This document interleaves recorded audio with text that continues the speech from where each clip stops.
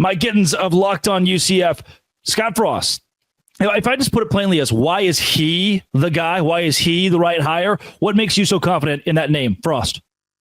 Yeah, I think it's the previous success. It's what you know about Scott Frost and what he was able to accomplish there. Again, 13-0, undefeated seasons in college football do not come easy. They're not. It's very hard to win every single game.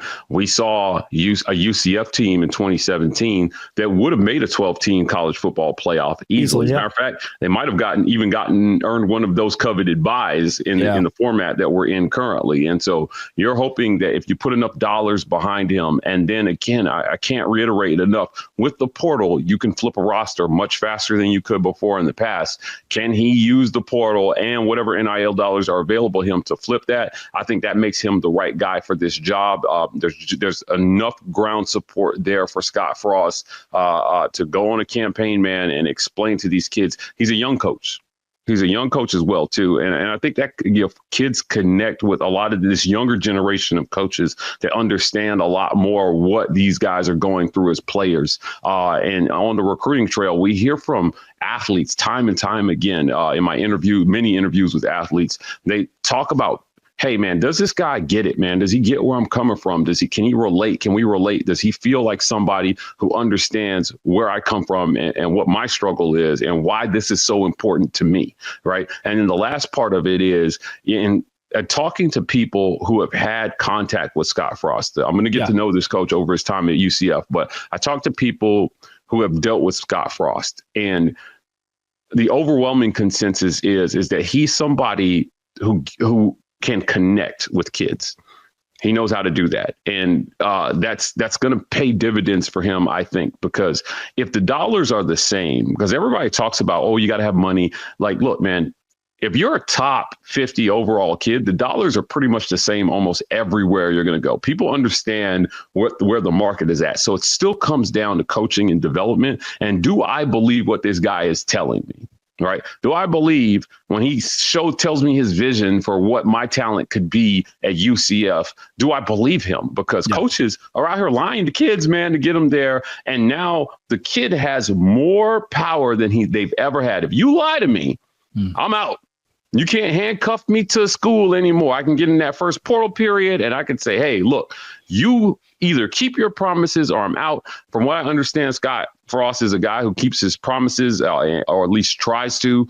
And it's going to resonate. And I think that makes him a great, great hire for UCF.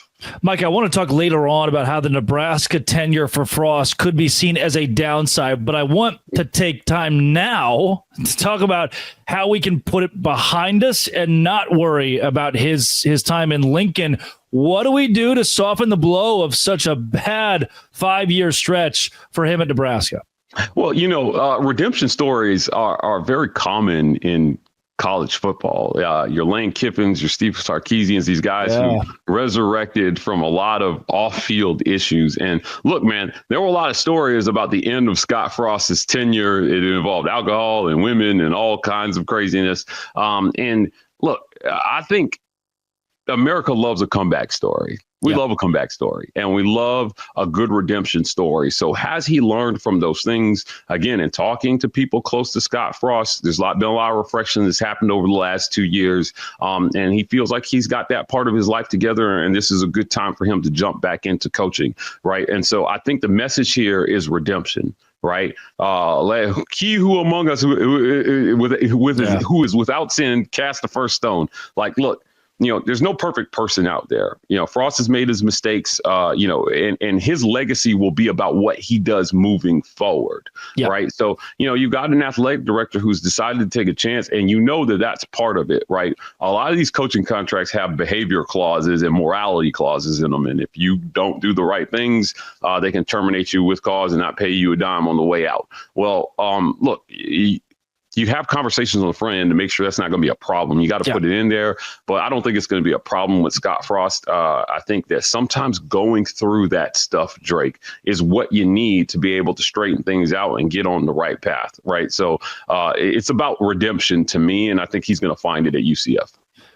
Mike, Bill Belichick was just hired at the University of North Carolina. Instant impact, right? Wild. He's got this 400-page manifesto, and day one, you can already feel the reverberation across college football, and especially in Chapel Hill of him being hired. What was the day one, not just reaction, but overall wave that comes through UCF when Scott Frost comes in, and how much confidence does it give you that his press conference to that first announcement bodes well for him winning immediately? Look, I think he won today at the press conference. And I think he said what he had to say, but ultimately he understands that you can say anything from a podium. Words can ring hollow. It's going to be about actions moving forward. But I thought that he handled the opening presser and explain. He tried to level set Drake. He tried to explain to fans, look, you're not going to. Don't expect championships in year one.